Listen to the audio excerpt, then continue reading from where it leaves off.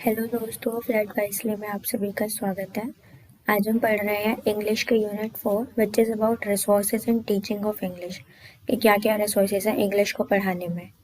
So let's start and please video को last तक ज़रूर देखना। पसंद आए तो लाइक करना, सब्सक्राइब करना एंड शेयर करना। सो लेट्स सी फर्स्ट हमारा क्या है इस यूनिट में। सबसे पहले है need and importance of text book, कि इसकी क्या नीड है टेक्स्ट बुक्स की एंड इम्पॉर्टेंस क्या है। सो लेट्स सी क्या क्या इम्पॉर्टेंस है। A good textbook is very important because it serves as a guide to the syllabus, particularly suggesting what should be taught. एक गुड टेक्स्ट बुक बहुत ज़्यादा important होती है बिकॉज ये हमें एक तरह से गाइड करती है, हमारे सिलेबस के अकॉर्डिंग ही हमें गाइड करती है और हमें बताती है कि हम अभी हमारे टीचर्स हमें क्या पढ़ाने वाले हैं या हमें क्या पढ़ना है। Text books give a lot of scope for observation, survey, prediction, understanding of local context etcetera. Text book हमें बहुत ज़्यादा स्कोप प्रोवाइड करती है ऑब्जर्व करने के लिए, सर्विस कंडक्ट करने के लिए। हम प्रिडिक्ट कर सकते हैं नॉलेज गेन करके बुक्स के साथ। हम छोटे छोटे कंटेक्स्ट को ईजिली समझ पाते हैं। Textbooks also provide exercise, activities, and suggestions for further reading, which in turn encourage the teacher to supplement material from other sources. Text book हमें प्रोवाइड करती है अलग अलग डिफरेंट बुक एक्सरसाइजेस, हमें बहुत बार एक्टिविटीज़ भी दी होती है स्मॉल बॉक्स में कॉर्नर्स पे, और हमें सजेशंस भी दिए होते हैं, फैक्ट्स दिए होते हैं ताकि हम एक्स्ट्रा नॉलेज को गेन कर सकें। और उसके बदले में हमारे जो टीचर्स होते हैं वो हमें एनकरेज कर पाते हैं और वो हमारे लिए अलग अलग मटेरियल भी प्रोवाइड करते हैं उन सोर्सेज को देख के, उन एक्टिविटीज़ और सजेशंस को देखते हुए। A good textbook can be supplement in terms of teaching learning process in the classroom. जो एक गुड टेक्स्ट बुक होती है ये टीचिंग लर्निंग प्रोसेस में बहुत ज़्यादा हेल्पफुल होती है क्लास के अंदर।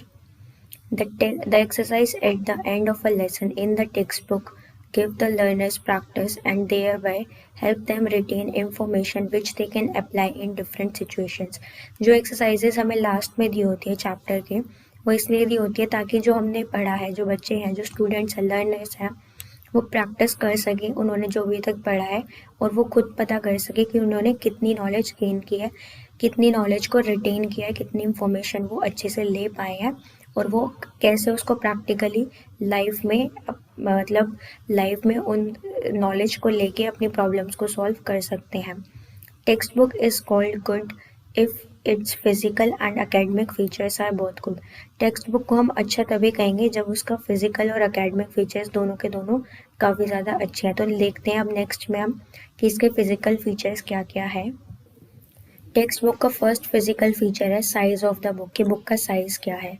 It should be suitable for the learners age, it should be convenient to handle and carry such that appropriate size. ये बहुत ज़्यादा सूटेबल होनी चाहिए एक लर्नर की एज के हिसाब से कि वो कितना बुक का भार उठा सकता है। ये बहुत कन्वीनियंट होनी चाहिए कि उसको बच्चे इजीली हैंडल कर सके, कैरी अप कर सके। मतलब बच्चे जो छोटे बच्चे होते हैं उनके अकॉर्डिंग उनकी बुक्स छोटी होती हैं, पतली सी होती हैं, ताकि मतलब वो उसको ईजिली पढ़ने में भी इंटरेस्ट दिखाए कि छोटी सी बुक है, हम पढ़ सकते हैं, और उनकी एज के हिसाब से वो उसे अच्छे से कैरी भी कर पाए। तो उसका साइज़ अप्रोप्रिएट होना चाहिए बच्चों की एज के according. Printing of the books, prints अच्छे से होने चाहिए बुक्स के, धुंधले नहीं होने चाहिए। The printing should be neat and clean, printing हमेशा साफ सुथरी होनी चाहिए। Sometimes we find that printing is not clear and learners feel difficulty in reading the text. बहुत बार होता है कि ना हमारी बुक्स में डबल प्रिंटिंग हो जाती है या एक पेज पे मतलब आधी चीज़ छपी हुई नहीं होती, प्रिंटेड ही नहीं होती, तो बहुत ज़्यादा डिफ़िकल्टीज आती है हमें रीडअप करने में। तो बुक्स में ये सब चीज़ें नहीं होनी चाहिए, वो बिल्कुल साफ़ सुथरी and NEET and clean print होना चाहिए उसके अंदर, मतलब जो भी लिखा वो ईजिली हमें समझ आना चाहिए। It should B free from any type of errors and haziness, ये फ्री होनी चाहिए कि इसमें कोई भी एरर्स नहीं होनी चाहिए बुक्स में, और ना ही कोई हेजीनेस होनी चाहिए। हेजीनेस का मतलब वही आ गया कि डबल प्रिंटिंग हो रही है तो सारे वर्ड्स एक के ऊपर एक छप गए, या फिर पिक्चर्स की वजह, जो पिक्चर छपी थी वो दूसरे पेज पे आ गई सेम पिक्चर, जिसकी वजह से बहुत बार हमें दिक्कत हो जाती है, या उसमें कोई गलत इंफॉर्मेशन मिसप्रिंट नहीं होनी चाहिए। The front size used in the book should be suitable for the age group with sufficient margins on all sides of the page. हमेशा जो बुक होती है उसके चारों तरफ थोड़ा थोड़ा मार्जिन देना चाहिए, सफिशिएंट मार्जिन देना चाहिए। और जो फ़ॉन्ट साइज़ है बुक का, वो एज ग्रुप के अकॉर्डिंग बड़ा छोटा होना चाहिए। अगर बड़े बच्चे हैं तो उनको हम स्मॉल फ़ॉन्ट साइज़ दे सकते हैं, ताकि क्योंकि बच्चों के लिए ईजी रहता है कि उन्हें बहुत ज़्यादा नॉलेज चाहिए होती है, तो हम इतने पेजेस नहीं रख सकते, इसलिए हम बड़ा साइज़ नहीं रखते, छोटा साइज़ रखते हैं। एंड जो इम्पोर्टेंट चीज़ है, हेडलाइंस है, उनको हम बोल्ड बोल्ड लेटर्स से वो ऑलवेज मार्कअप रहती है बड़ी एज ग्रुप के अकॉर्डिंग। और छोटी एज ग्रुप के अकॉर्डिंग हमेशा हमारा फ़ॉन्ट साइज़ बड़ा ही होता है। जैसे स्टोरी बुक्स में देखेंगे तो उसमें सारे सेंटेंसेस, उसमें सिर्फ 4 सेंटेंस एक पेज पे लिखे हुए होते हैं। वो इसलिए लिखे होते हैं ताकि बच्चे उसको इजीली पढ़े, और उसका फ़ॉन्ट साइज़ फिर बच्चों के एज ग्रुप के अकॉर्डिंग होता है। नेक्स्ट हमारा आता है एक टेक्स्ट बुक के अकेडमिक फीचर्स क्या होने चाहिए। सो लेट्स सी। फर्स्ट है thematic content of the book. जो कंटेंट है बुक का, उसकी थीम क्या है। The subject matter should be according to the mental level of the learner, and it should be capable of arousing and sustaining interest of learner। जो theme है, जो subject का मैटर है, वो बच्चों के मेंटल लेवल के अकॉर्डिंग होना चाहिए, और बच्चे इतने कैपेबल होने चाहिए कि ना वो जो पढ़ रहे हैं उसमें उनको इंटरेस्ट है, वो उस नॉलेज को अच्छे से गेन अप कर सके, उस मतलब अपने मेंटल एज के अकॉर्डिंग वो उस चीज़ को समझ सके जो बुक का कंटेंट उन्हें दिया गया है। वो इतना इजी लैंग्वेज में लिखा हुआ होना चाहिए। Organisation of the content and its presentation. मतलब कैसा ऑर्गेनाइज करना चाहिए कंटेंट को, और उसकी प्रेजेंटेशन कैसे दी होनी चाहिए बुक्स में। Let's see. The style of presentation should be simple and clear. जो स्टाइल है प्रेजेंट करने का किसी भी कंटेंट को या किसी भी इंफॉर्मेशन को, टॉपिक को, वो बहुत ही ज़्यादा सिंपल लैंग्वेज में होना चाहिए, बहुत क्लियर होना चाहिए, पॉइंट टू पॉइंट होना चाहिए। The title of each lesson should be brief, meaningful and suitable. जो टाइटल होगा किसी भी लेसन का, तो वो बहुत ब्रीफ होना चाहिए। उसका मतलब उस टाइटल को पढ़ते हुए पता चल जाना चाहिए कि अब हम नेक्स्ट जो कंटेंट है हम उसमें क्या पढ़ने वाले हैं, हम इसमें किस चीज़ की इंफॉर्मेशन पढ़ेंगे। तो वो बहुत मीनिंगफुल होना चाहिए, और जो हम इंफॉर्मेशन पढ़ रहे हैं उसके अकॉर्डिंग ही टाइटल देना है, सुटेबल होना चाहिए वो। The content should be divided into convenient units. And जो कंटेंट है वो अलग अलग यूनिट्स के अकॉर्डिंग डिवाइड कर देना चाहिए।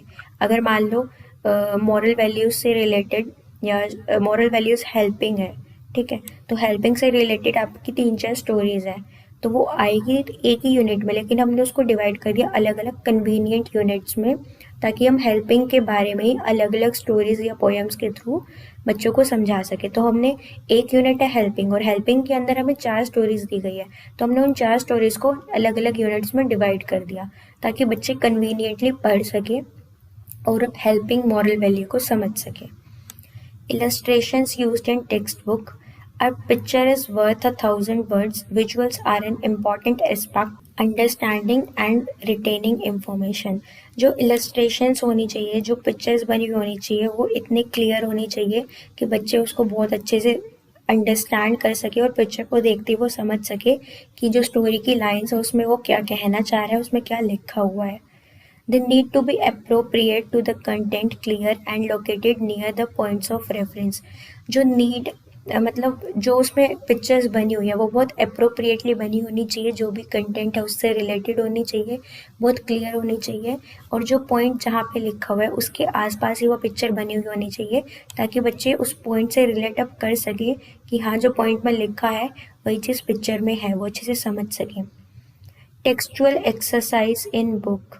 Each lesson should have wisely of purpose. एक second.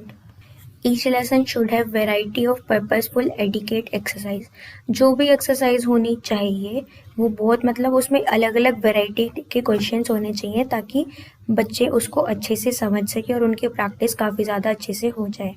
They help the teachers and learners to assess the achievement. और जो टेक्सचुअल एक्सरसाइजेज होती है टीचर्स को और स्टूडेंट्स के लिए, दोनों के लिए हेल्पफुल होती है कि जो एक उन्होंने चैप्टर पढ़ाया है उसको वो अच्छे से बच्चों में, मतलब उसकी नॉलेज वो अच्छे से बच्चों में डेवलप हो जाए, एक अचीवमेंट मिल जाए उन्हें जो उन्होंने गोल सेट किया था उसमें।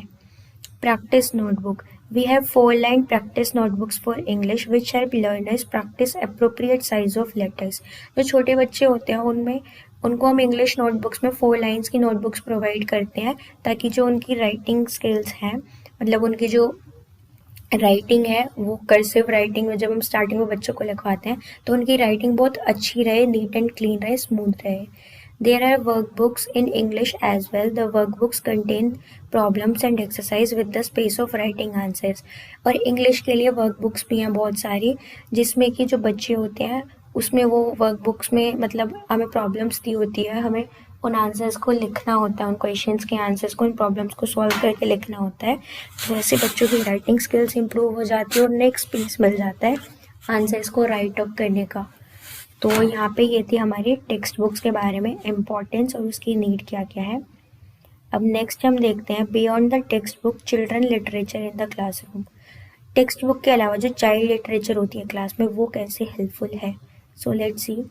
The teaching learning process become meaningful only when the need and requirements as well as the level of the learners are taken into account.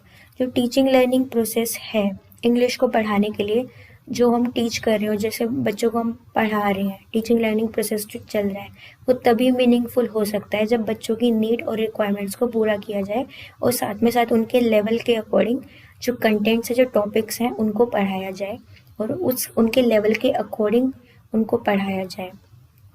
No text book और teaching learning material can have the similar applicability or relevance in all contexts, all learners in different situations. So a teacher should plan activities, tasks which are beyond the textbook. कोई भी ऐसी text book नहीं बनी है या फिर कोई भी ऐसा टीचिंग लर्निंग मटेरियल नहीं है जो कि सिमिलर एप्लीकेबल होता है, जो कि मतलब हमेशा एप्लीकेबल रहेगा. जितने भी कंटेक्स्ट दिए हुए हैं बुक्स में, जितने भी टॉपिक्स हैं, या वो हमेशा रेलेवेंट नहीं होगा हमारे टॉपिक से रिलेटेड. तो बच्चों को अलग अलग सिचुएशंस में पढ़ाने के लिए एक टीचर को हमेशा एक्टिविटीज़ प्लान करनी चाहिए, टास्क प्लान अप करने चाहिए जो कि टेक्स्ट बुक्स के बियॉन्ड और टेक्स्ट बुक्स के अलावा अलग अलग हों, ताकि बच्चों को वो ईजीली अलग अलग एक्टिविटीज़ के थ्रू, क्रिएटिव मेथड्स के थ्रू बच्चों को पढ़ा सके. जो वो टॉपिक समझाना चाह रही है वो बच्चों के दिमाग में अच्छे से बैठा सकें, उनको समझा सकें. You may ask learners to bring a variety of objects in schools. Any waste material like scoop, leaves, peg, clock, feature, feathers और any broken things. हम क्लास में बच्चों को बोल सकते हैं कि वो ना अलग अलग चीज़ें लेके आए स्कूल के अंदर. तो वो चीज़ें कुछ भी हो सकती है जिससे हम बच्चों को पढ़ा सकते हैं. जैसे कि हम बच्चों को बोल सकते हैं कि वो लीव्स लेके आ सकते हैं, वो पत्तियाँ इकट्ठी करके ला सकते हैं, वो अपने पुराने बैग्स लेके आ सकते हैं, वो घड़ी लेके आ सकती है, या फिर अलग, या फिर वो जैसे मोर के फेदर्स हो गया, बर्ड्स के वो फेदर्स लेके आ सकते हैं, या फ्लावर्स लेके आ सकते हैं, कोई भी या फिर चीज़ लेके आ सकते हैं जो कि टूटी हुई है. तो इससे हम बच्चों को चीज़ें सामने के सामने दिखा पाते हैं. फॉर एग्जाम्पल, आप अगर नाउन पढ़ा रहे हो बच्चों को तो आप उन्हें countable nouns and non countable, uncountable nouns के एग्जाम्पल में आप चीज़ों के साथ उन्हें बता सकते हो कि आप लिक्विड रख दोगे तो आप बोल दोगे कि ये अनकाउंटेबल है, और अगर आप क्लॉक रख दोगे बहुत सारी या पत्तियाँ रख दोगे बहुत सारी तो आप बोल सकते हो कि ये काउंटेबल है. तो आप उन्हें ऐसे एग्जाम्पल दे सकते हो, उन्हें पढ़ा सकते हो. Now you may divide the class into small groups and encourage learners to talk about these things, read about them and write dialogues or description about them. या फिर आप बच्चों को ये भी कह सकते हो जो वो क्लास में ऑब्जेक्ट्स लेके आए हैं, अब तो फिर आप बच्चों को स्मॉल ग्रुप्स में बांट दो और उन्हें बोलो कि अब आप उनको, जैसे हम पिक्चर कंपोजिशन करते हैं, पिक्चर कंपोजिशन करते हैं, तो वैसे अब बच्चों को डिस्क्रिप्शन देना है, उनके बारे में लिखना है. फॉर एग्जाम्पल क्लॉक है तो वो ब्लू कलर की है और उसमें 12 नंबर्स लिखे हुए और 3 उसमें वो है सुइयाँ हैं जो कि चलती रहती हैं. तो बच्चे लिख सकते हैं कि there is a one clock, there it is of blue colour, there are 12 numbers on it, तो there are 3 sticks on it. तो मतलब ऐसे बच्चे अलग अलग लिख सकते हैं. और या फिर ये भी लिख सकते हैं द क्लॉक हैज़ 3 हैंड्स, जो स्टिक्स मैंने बोला उनको हम हैंड्स ही कहते हैं जनरली. तो मतलब ऐसे वो बच्चे पिक्चर को डिस्क्राइब करेंगे और कुछ भी डायलॉग्स लिख सकते हैं. तो ऐसे वो बहुत ज़्यादा एनकरेज होते हैं कि वो नए नए वोकेबलरी वर्ड्स को बिल्डअप करें और इंग्लिश लैंग्वेज को प्रॉपरली लिखना भी सीखें और रीडअप करना भी सीखें. Children's literature motivates reader to think, it enhance language and promote cognitive development.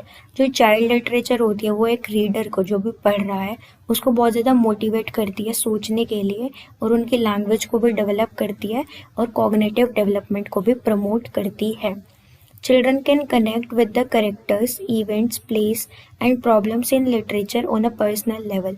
जो बच्चे होते हैं वो कनेक्ट कर जाते हैं करेक्टर से और अलग अलग इवेंट से, प्लेसेस से, जो भी प्रॉब्लम्स आ रही है एक स्टोरी के अंदर, और अपने पर्सनल लेवल पे वो अलग अलग चीज़ से बहुत ज़्यादा रिलेट करते हैं. फॉर एग्जाम्पल, एक टीचर बच्चे को स्टोरी सुना रही है कि एक बार एक पर्सन का बैग गुम हो जाता है, तो वो एक डॉगी को मिल जाता है एंड वो डॉगी फिर पुलिस स्टेशन वो बैग दे देता है एंड वो जो लेट पर्सन होता है जिसका वो बैग गुम हुआ था वो पुलिस स्टेशन आया होता है. तो वो डॉगी को फिर बहलाता है, मतलब क्या कहते हैं उसे, उसके सर के ऊपर हाथ फेरता है, उसको प्यार करता है एंड उसको खाने के लिए कुछ देता है.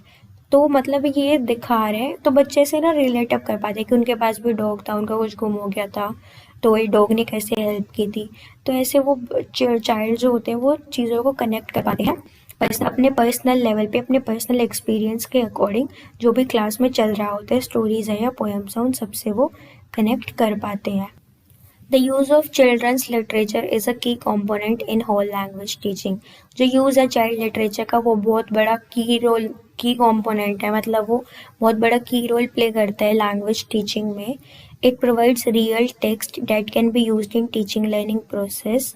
ये मतलब रियल टेक्स्ट प्रोवाइड करता है, छोटी छोटी स्टोरीज इतनी रियल होती है, वो जनरली लाइफ बेस्ड स्टोरीज होती है, पोएम्स होती है, जो कि टीचिंग लर्निंग प्रोसेस में बहुत ज़्यादा हेल्पफुल रहती है. टीचर्स को सोचना नहीं पड़ता कि वो बच्चों को क्या स्टोरी सुनाए, बिकॉज उन्हें टेक्स्ट बुक्स में वो बच्चों के अकॉर्डिंग, बच्चों के लेवल के अकॉर्डिंग, उनके अकॉर्डिंग ईजीली वर्ड्स मिल जाते हैं, उनकी वोकेबलरी के अकॉर्डिंग कि बच्चे क्या अपने लेवल पे समझ पाएंगे, वो टेक्स्ट बुक्स में अवेलेबल रहता है, चाइल्ड लिटरेचर में अवेलेबल रहता है. It facilitates language development. ये लैंग्वेज डेवलपमेंट को फैसिलिटेट करती है, मतलब फैसिलिटीज़ प्रोवाइड करती है कि लैंग्वेज को हम कैसे डेवलप कर सकते हैं. It has positive effect on reading achievement and on the acquisition of reading skills, broadening their writing skills and strategies.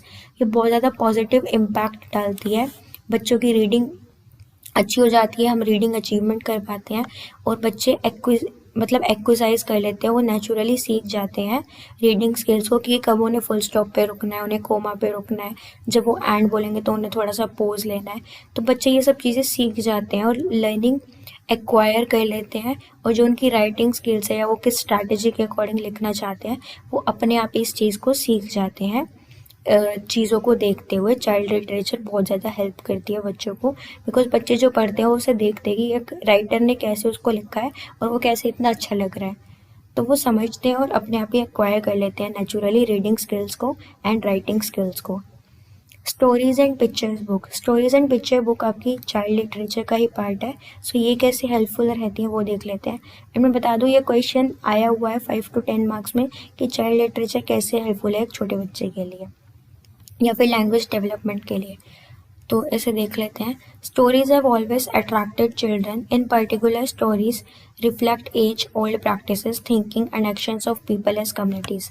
जो स्टोरी बुक्स होती हैं वो हमेशा बच्चों को अट्रैक्ट करती है, और पर्टिकुलरली वो स्टोरीज अट्रैक्ट करती है बच्चों को जो कि मतलब ओल्ड प्रैक्टिसेस को दिखाए. ओल्ड प्रैक्टिसेस से मतलब है कि आपके घर में जो सिचुएशन चल रही होती है, जैसे घर में दादा दादी हैं, आपके पेरेंट्स हैं, वो जो काम कर रहे होते हैं, वो जैसे आपको कुछ ना कुछ बता रहे होते हैं, स्टोरी सुना रहे होते हैं. जनरली पिक्चर बुक्स और स्टोरी बुक्स में वही वाली स्टोरीज या सिचुएशंस होती हैं, तो बच्चे जो है थिंक कर पाते हैं, रिलेट कर पाते हैं, और जो एक्शंस है लोगों के, उनकी कम्युनिटीज़ में आसपास क्या हो रहा है, उनके एक्शंस को वो समझते हैं. Stories develop fluency. बच्चों की फ्लुएंसी डेवलप हो जाती है, मतलब जैसे कोई उन्हें स्टोरी सुना रहा होता है, जो स्पीकर है वो जब उसे सुनते हैं तो वो इमिटेट करने की कोशिश करते हैं, बच्चे उनके जैसा बोलने की कोशिश करते हैं, तो उसकी वजह से उनका फ्लो बन जाता है बोलने में एंड उनमें फ्लुएंसी आ जाती है उनके वे ऑफ स्पीकिंग में कि वो कैसे बोल रहे हैं. Stories help young children to get introduced और एक्सपोज टू न्यू लैंग्वेज. जो स्टोरीज होती हैं वो छोटे बच्चों को बहुत हेल्पफुल रहती हैं कि वो मतलब नई लैंग्वेज के साथ इंट्रोड्यूस कर पाए और नई लैंग्वेज को जान सके, बिकॉज नए नए वर्ड्स आते हैं तो बच्चों को नए नए चीज़ों का, नए नए वर्ड्स का मीनिंग पता चलता है. तो स्टोरीज बहुत हेल्पफुल रहती है बच्चों को कि वो न्यू लैंग्वेज या न्यू वर्ड्स को एक्सपोज अप कर पाए, इंट्रोड्यूस अप कर पाए. Stories provide an experience and make children active and to participate in the whole event of storytelling. जो स्टोरीज होती है बच्चों को एक एक्सपीरियंस प्रोवाइड करती है एंड चिल्ड्रन को बहुत ज़्यादा एक्टिव बनाती है एंड बच्चे ट्राई करते हैं कि वो पार्टिसिपेट करें जब टीचर्स उनसे क्वेश्चन पूछ रही हैं या जब भी कोई ऐसी बात आती है कि उनके साथ भी ऐसा कुछ हुआ है जैसे स्टोरी में हुआ है तो वो उस चीज़ को शेयर अप करें। तो बच्चे पार्टिसिपेट करते हैं, एक्टिव पार्टिसिपेशन रहता है क्लास के अंदर एंड बच्चे बहुत इंटरेस्ट लेके स्टोरीज को सुनते हैं। Stories and picture books integrate skills. All the four skills listening, speaking, reading and writing can be brought in through storytelling as a strategy for language learning.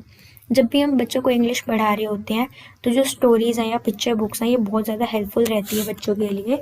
ये चारों स्किल्स को develop करती है, बच्चों की रीडिंग स्किल्स को भी, writing skills को भी, स्पीकिंग स्किल्स को भी और लिसनिंग स्किल्स को भी ये बच्चों के अंदर डेवलप करती है। और ये काइंड ऑफ बहुत अच्छी स्ट्रैटेजी है स्टोरी की फॉर्म में सुनाना या बच्चों के साथ पर्सनल एक्सपीरियंस शेयर करना स्टोरी रिलेटेड, तो बच्चों चीज़ें इंटरेस्ट लेके समझते हैं अच्छे से कर पाते हैं।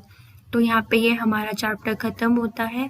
सो thank you for watching it, bye.